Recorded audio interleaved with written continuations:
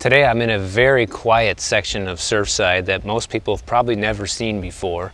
So I wanted to bring you guys over here because it's so beautiful.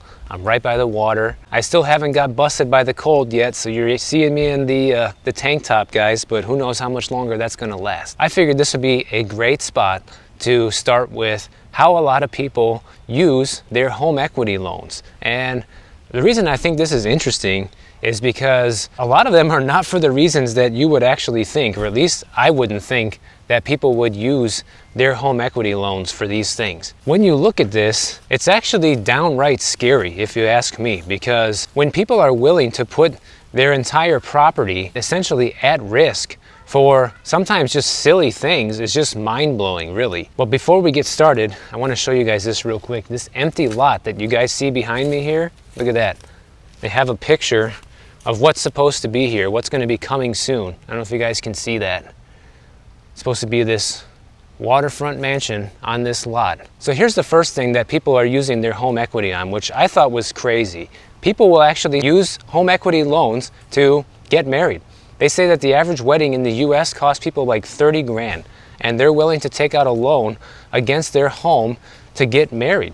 Or in some cases, people even forego buying a home in order to get married, which is just stunning to me, guys. I can't believe that that many people would be willing to, sacrifice home ownership or even risking going into foreclosure just to get married. I mean, you want marriage problems? This is a great way to get those started, because if you're risking your home equity to just get married, I mean, that's just insanity, Go to the courthouse, get married, and save the money, okay?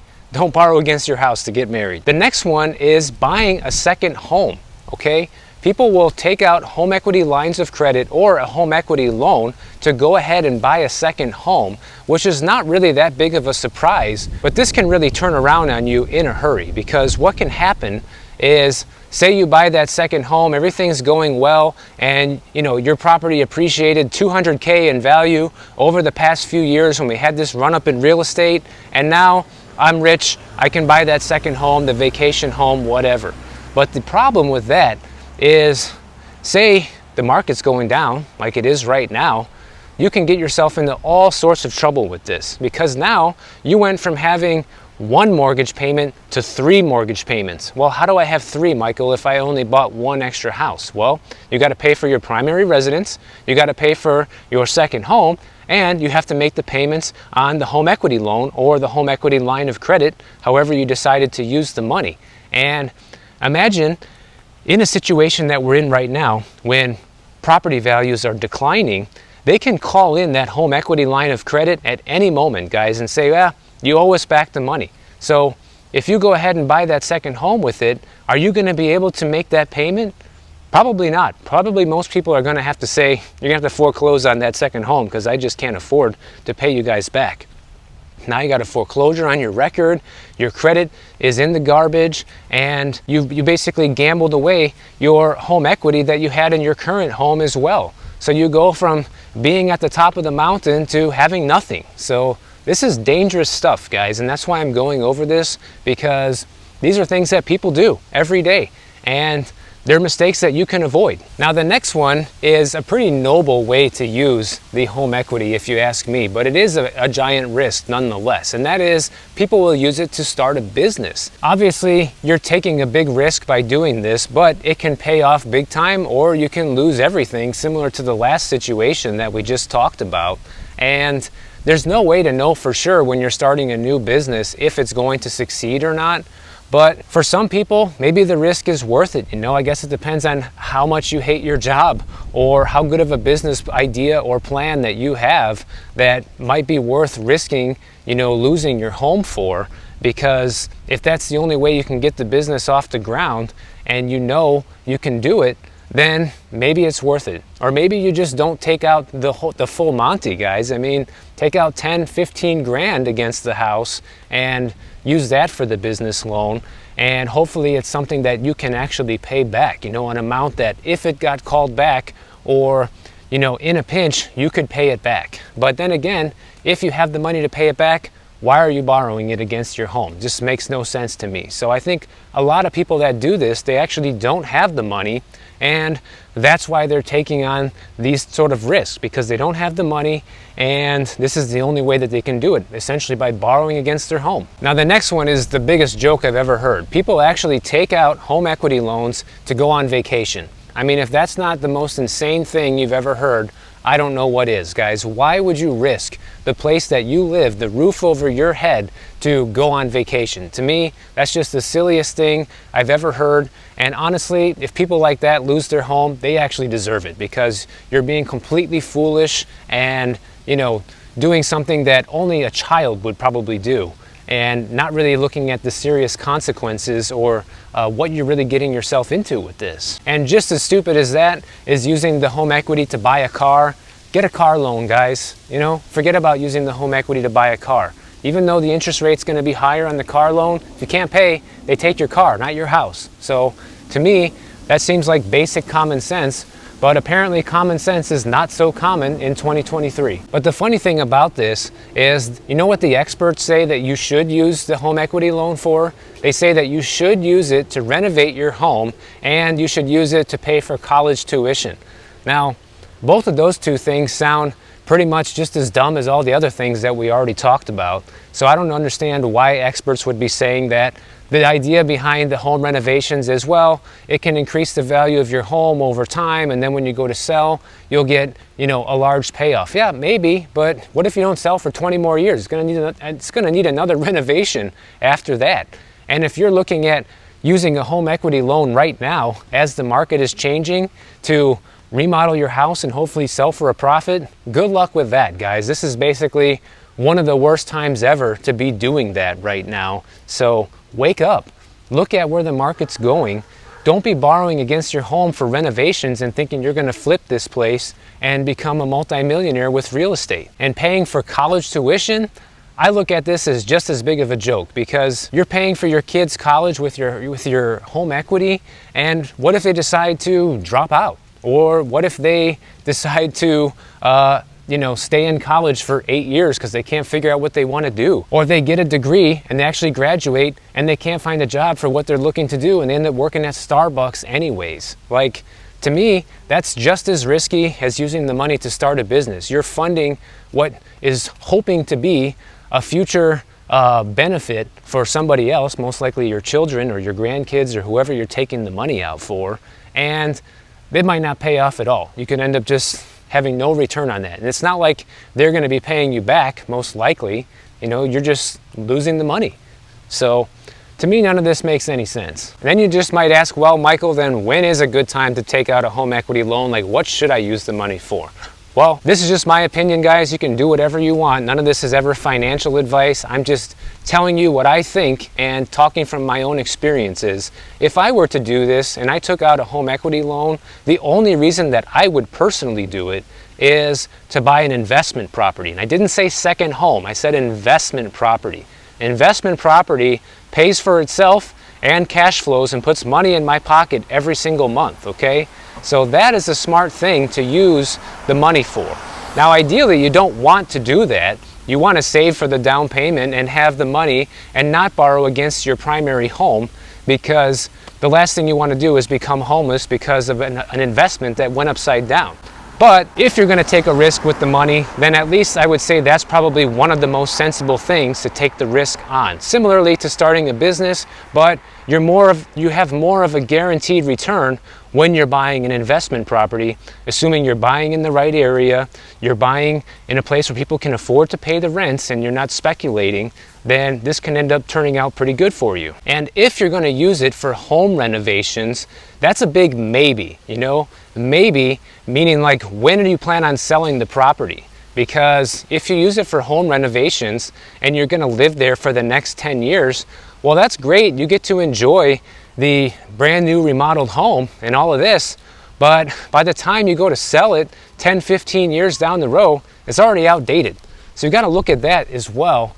And you're not going to be getting the return that you were hoping to get from this later down the road, because everything expires so quickly now, guys. I mean, there's no such thing as, you know, a timeless design anymore. Things go out of style. People want things the way that they want them when they move into the house, and they might not like your design choices. So this could end up backfiring on you. But if you're going to sell tomorrow and you use the money to renovate and, you know, make the house basically turnkey for the new buyer, then it might make sense. But right now, with the housing market where it's at, I think it's a bad idea. Under normal market conditions, when the market's appreciating little by little every year, I think it could be a good idea, but not right now. Because the one thing you have to remember, if you don't know how home equity loans work or home equity lines of credit, is you're basically guaranteeing that you're going to pay the loan back, and if you don't, the collateral for that loan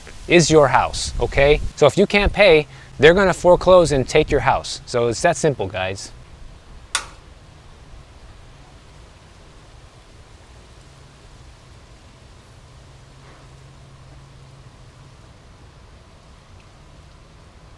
Now, since we just talked a little bit about becoming a landlord with the home equity loan, here's another interesting thing to consider that a lot of people might be thinking about, and I see this in the comments all the time, of why we're not going to see the surge in inventory, because a lot of people will say, well, everybody got this great deal on these low interest rate loans, and they're never going to sell. They're going to rent the place out instead. They're going to become a landlord. There's no way they're going to sell the property where they have the 3% interest rate. Well, maybe that's true, guys, but the thing is, you have to remember, not everybody can or wants to be a landlord, and here are some things to consider if that's you and you're thinking about renting your property out instead of selling it. If you're thinking about moving out of the property temporarily and you have plans to return, then it might be good to turn the place into a rental instead of selling it, because obviously that way it's just a temporary situation and you can just make a little money off the property in the meantime and move back in without a whole lot of headaches or worrying about finding a new property in the area. And of course, the next reason is just you want the money. You want to become a landlord and turn this into a business, and there's nothing wrong with that. And if you can afford to rent that house out and buy another one, you know, without needing the money from that first property, then that's how people get ahead in life. You know, this is how you end up obtaining, you know, 3 or 4 rental properties and doing well for yourself. So that's okay. You know, some other reasons that you may want to rent the property out instead of sell it are rental prices going up in my area. Are people getting a lot for these houses? Can I make a decent profit on it? Then obviously it might make more sense to rent it instead of sell it. And you may even want to look at where are home prices going in my neighborhood? Because like we talked about in the last few videos, not every area is seeing a decline in home prices right now. In fact, some areas are actually going up a little bit. And depending on where you live, if you're in one of those areas, that could be an opportunity for you to rent the place out and keep the tenants in there, keep them paying your mortgage off while you're making a profit, and then you can turn around and sell the property in, say, 5 years from now for even more than you could have sold it for earlier this year. That's a big what if, guys. You are taking a chance by doing that, because even if things look good in your market right now, that's subject to change, because obviously the most overinflated markets are taking a huge hit right now. But the markets that have been able to be relatively stable through this could also take a hit in the near future if the economy takes a turn for the worse. So keep that in mind if that's part of your plan. But being a landlord's not all cake and roses, guys. I've talked to you about this as well. You know, you got to be ready to pay the mortgage. Be ready to have a vacancy for a month or 2 out of the year. You have to pay the property taxes. You have to pay for all the upkeep on the property, even while a tenant lives there. And you got to be 100% that you're going to be making a profit even after all these expenses. You got to be counting things like your insurance going up into next year. A lot of people are seeing increases with that, especially here in Florida, but it's happening everywhere. People are getting property tax increases as well because valuations are up. Costs for repairs are up because labor's more expensive now, as well as materials and supplies for repairs.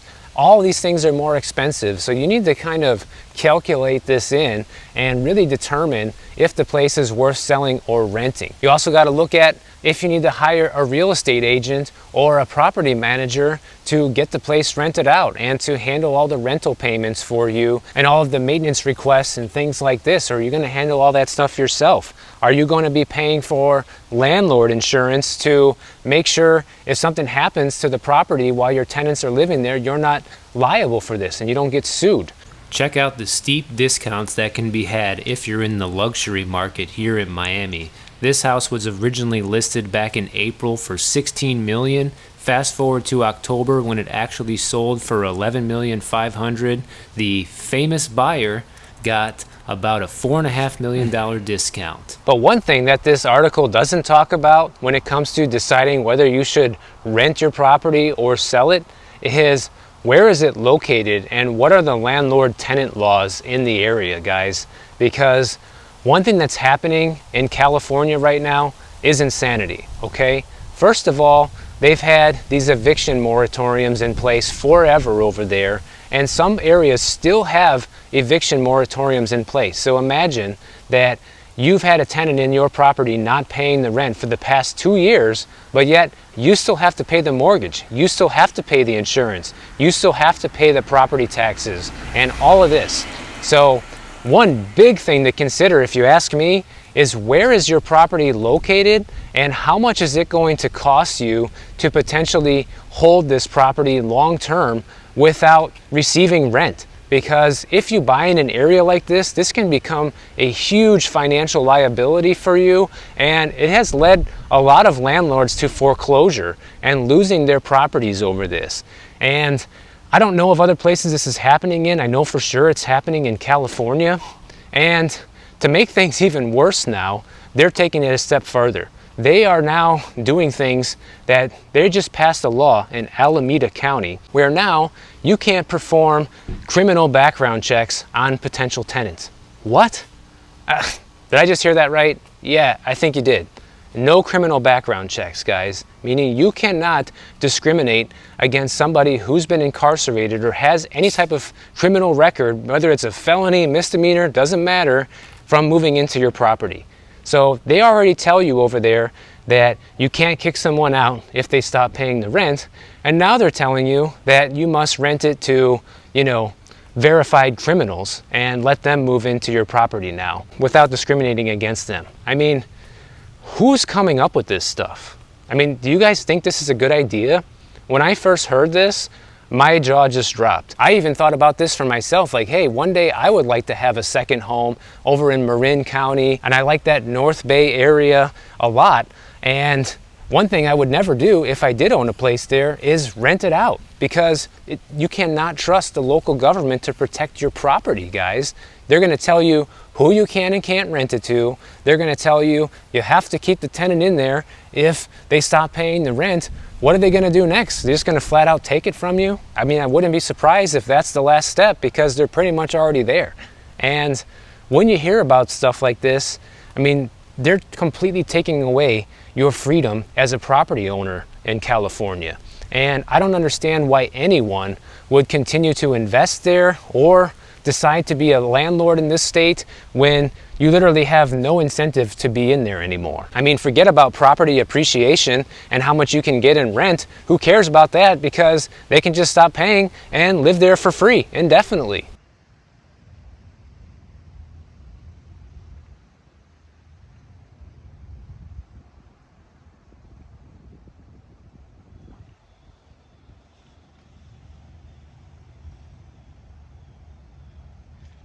But people in the Bay Area are saying, no, we need this because, over 70% of the people who are homeless in the area have been determined to have a criminal background, and that's why they can't find a place to live because no one will rent to them, and all this and that. And they somehow believe that this is going to turn the homeless situation around. How? By punishing landlords? Newsflash, California. A lot of these people choose to be on the street. Now, you might find a few particular examples of people that actually don't want to be on the street and haven't been able to get a place because they're a known felon and that's why they don't have a place to live. You might find a few people like that, but my guess is most of those people want to be on the street. You can watch all these documentaries out there with homeless people, and they'll tell you that, yeah, they choose to be there. You know, it's just easier. It's easier than dealing with the rat race. I can do as many drugs as I want. All I have to do is sleep in my tent and make sure I get enough to eat and get my drugs. That's all they care about, most of them.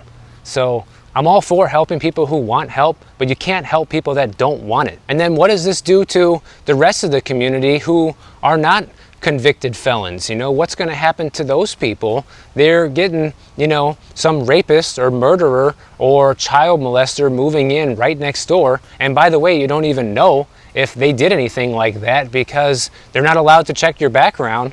And you could have the next Jeffrey Dahmer moving in right next door, guys, if you live in the Bay Area. So this is scary stuff that's happening. And on top of that, in Alameda County, where they just passed this ordinance, they still have an eviction moratorium in place there until April of 2023, guys. So go figure. Imagine that. April 2023 is when the eviction moratorium finally expires, 3 years later after the whole sickness started, and then people are finally going to be allowed to evict tenants. What about all of the back rent that's going to be owed to these landlords if they were lucky enough to be able to even hold on?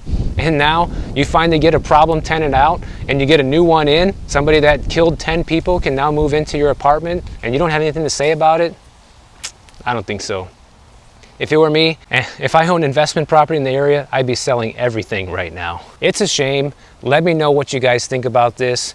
Once again, Merry Christmas to everybody who watches my videos. Happy Hanukkah if you're Jewish. Doesn't matter what you are, guys. I love all of you. I'm so happy that you're all here and you support this channel. It means the world to me. Thank you so much for being here. And if you want to see more of my content, just make sure you click the bell notification down below the video. YouTube will alert you every time I post a new video. And if you don't want to wait for the next one, check this one out on the screen right over here, and I'll see you in the next one.